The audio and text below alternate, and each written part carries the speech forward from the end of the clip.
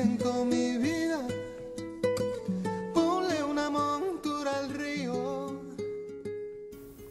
Andrés, a propósito de las situaciones que se han dado con los consulados y con la Embajada Dominicana en Puerto Príncipe, el país ha visto con muy buenos ojos, primero la carta de protesta que hizo la Cancillería, que tú diste lectura y que el país entero saludó, y luego la decisión de cerrar provisionalmente los 5 consulados dominicanos que hay en Haití. Evidentemente que las tensiones que habían llevaban a que se tomara una decisión. Nadie pensó que podía hacer esa decisión, pero todo el mundo la ha visto muy bien. ¿Qué fue exactamente lo que llevó y si ha habido alguna respuesta de parte del gobierno haitiano a esta actitud firme de la República Dominicana de seguir siendo solidaria, pero ser firme ante situaciones que realmente nos están afectando? Fíjate, Eury, en diplomacia hay un principio fundamental que es la búsqueda, la promoción de la convivencia pacífica entre las naciones. Y se parte de ese principio. Por eso que en la diplomacia todos los recursos que se tienen a mano en primera instancia para el vínculo entre los países son, podríamos decir, recursos de baja intensidad, de búsqueda de entendimiento, de bajos tonos y en el mejor sentido de la cordialidad. Correcto. Cuando en las relaciones diplomáticas se llegan ya a utilizar recursos de un perfil más elevado o de un tono más elevado, es porque se han ido agotando una serie de instancias previas que tratan de cultivar, de mantener, a pesar de desavenencia o de roces, las mejores relaciones. En el caso de la relación de la República Dominicana con la República de Haití, el actual gobierno ha hecho grandes esfuerzos para mantener las relaciones más armoniosas posibles, por razones obvias que el pueblo dominicano bien conoce en su vida cotidiana. Somos 2 países que compartimos una isla que tiene algo más de 76.000 kilómetros cuadrados, de los cuales nosotros tenemos más de 48.000, y tenemos una población total de algo más de 20 millones de habitantes. Es un territorio, por tanto, muy densamente poblado, estresado, que a eso se le suman las condiciones de vulnerabilidad de nuestra geografía, las limitaciones económicas de ambos países, especialmente las condiciones de limitaciones sociales y económicas que tiene la República de Haití, que todo el mundo las reconoce, especialmente la República Dominicana. Por esa razón, y tomando muy en cuenta también el proceso histórico que han vivido los 2 países, que es una historia que es difícil que se pueda conseguir algo similar en el resto del mundo, es una condición histórica y presente casi imposible de comparar con las relaciones bilaterales de otros países, pues el gobierno dominicano, consciente de eso, pues ha hecho todos los esfuerzos posibles, aplicado todos los mecanismos que están a nuestro alcance para mantener y promover unas relaciones lo más armoniosas posible y que promuevan el desarrollo de ambos países. Correcto. En ese contexto, el presidente Danilo Medina decidió, desde que asumió el mando del Estado, reactivar y conferir una alta prioridad a la agenda de trabajo de lo que ya se llamaba Comisión Mixta Bilateral entre la República Dominicana y Haití. Incluso la comunidad internacional, a través de entidades como la delegación de la Unión Europea en nuestro país y también la que existe en Haití, se comprometieron a auspiciar este proceso. También el sistema de las Naciones Unidas a través del PNUD. Y hemos llevado un proceso extraordinario. Tan importante que se logró involucrar en un momento dado al empresariado de ambos países, que desde mi punto de vista es uno de los factores que puede dar sostenibilidad a una relación productiva entre 2 naciones. Cuando el empresariado de 2 naciones deciden también trabajar en conjunto, ver en perspectiva las posibilidades de negocios, de inversión, de intercambio comercial, estamos hablando de que están vislumbrando la capacidad que tienen ambos gobiernos de ponerse de acuerdo y crear las condiciones, no solamente políticas, sino también jurídicas, para que la actividad comercial tenga, digamos, una seguridad jurídica garantizada. Todo esto lo hemos estado dando pasos sólidos. Lamentablemente, por unas circunstancias coyunturales que vivió el gobierno haitiano, de una crisis política importante, en el marco de la constitución haitiana y de la estructura del Estado haitiano, pues este proceso se vio un tanto fracturado en el nivel político a partir de la renuncia del primer ministro Lamotte en diciembre del año 2014. El gobierno dominicano, respetuoso de la soberanía y de la situación interna de Haití, lo que decidió fue hacer una pausa y esperar pacientemente a que los haitianos pudieran ponerse de acuerdo en el nivel político para volver a obtener la estabilidad en su gobierno. Como hemos visto a partir del 12 de enero, cuando se venció la vigencia del Congreso haitiano, de la mayor parte del Congreso haitiano, que la Constitución haitiana confiere en unas circunstancias excepcionales como esa al Poder Ejecutivo o al presidente gobernar por decreto hasta que se instituyan las entidades democráticas del país a través de los mecanismos que ya están previstos en su Constitución, pues nos abrió esa recomposición del gobierno haitiano las expectativas de volver a retomar el diálogo político. En ese contexto, donde el gobierno dominicano ya estaba preparado para reactivar con un nuevo primer ministro y un gabinete ratificado por el presidente Martelly las relaciones y los vínculos políticos, y así seguir impulsando la agenda bilateral común, pues se dan una serie de hechos coyunturales en nuestro país que han afectado a algunos ciudadanos haitianos en nuestro territorio, como es el caso del asesinato de un ciudadano haitiano en la ciudad de Santiago, como fue el caso del asalto o el atraco más bien a la residencia del embajador Fritz Zinea, igual la muerte de un ciudadano haitiano en Elías Piña. Sí. Como todo el público dominicano, toda la sociedad dominicana fue testigo, los mecanismos del gobierno dominicano para enfrentar hechos delictivos de esa naturaleza, como es la Policía Nacional y el Ministerio Público, actuaron inmediato en cada caso. Sí.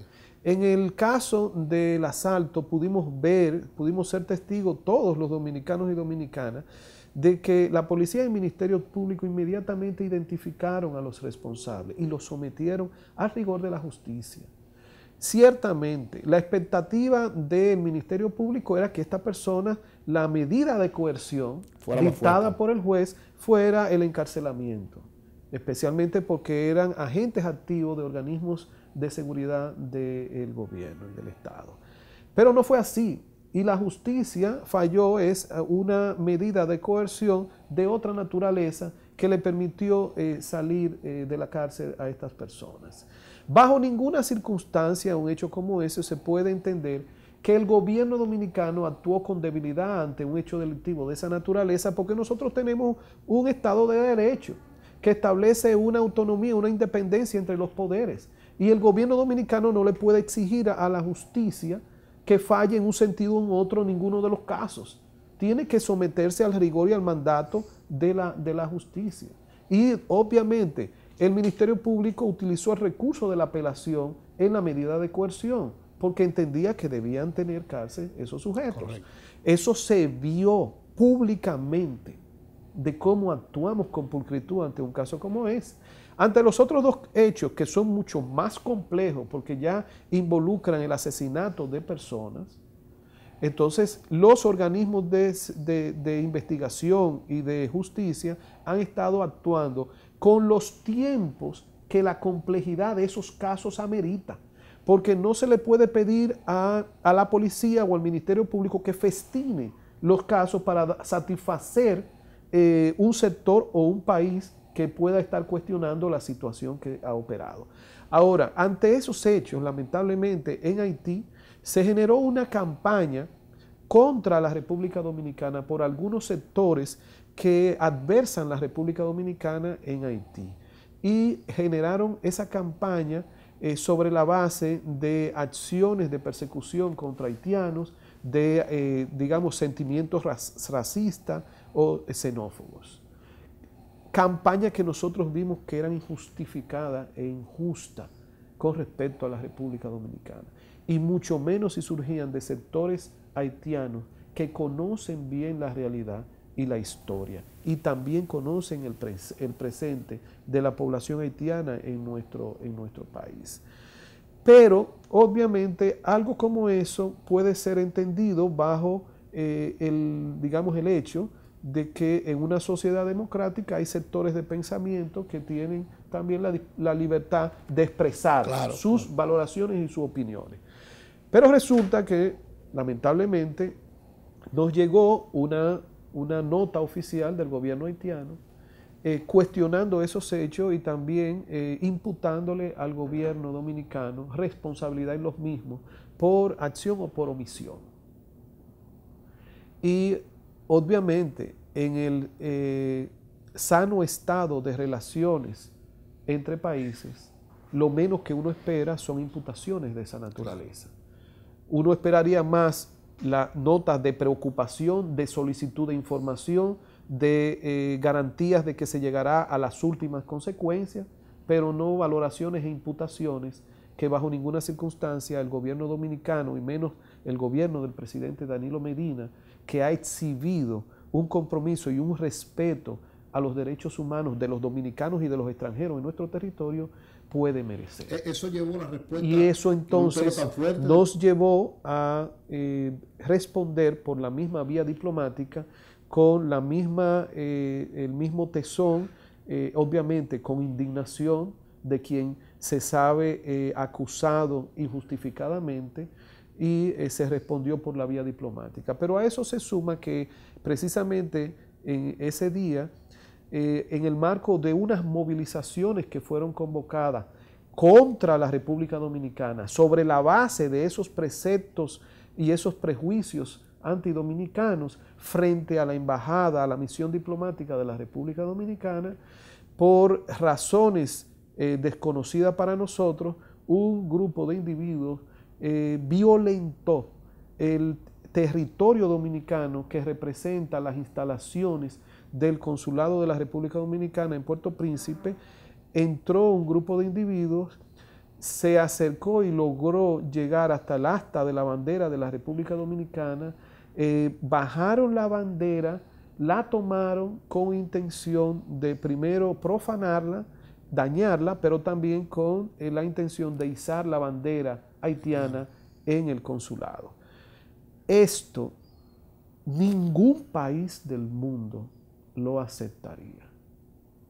Y es importante que todos los sectores de la República Dominicana entiendan que bajo ninguna circunstancia el gobierno de nuestro país puede aceptar un hecho de esa naturaleza.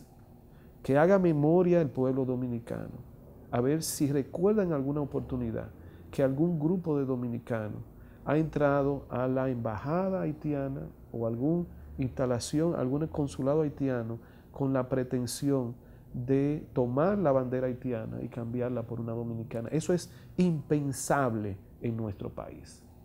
Entonces, ya esto nos obligó a algo que realmente en diplomacia es indeseable, no es lo ideal la situación, pero nos obligó a usar un recurso fundamental, que es el de la protesta, establecida a través de mecanismos diplomáticos, pero también dar a conocer a la nación dominicana de la situación para que esto se entienda primero y después se asuma como país.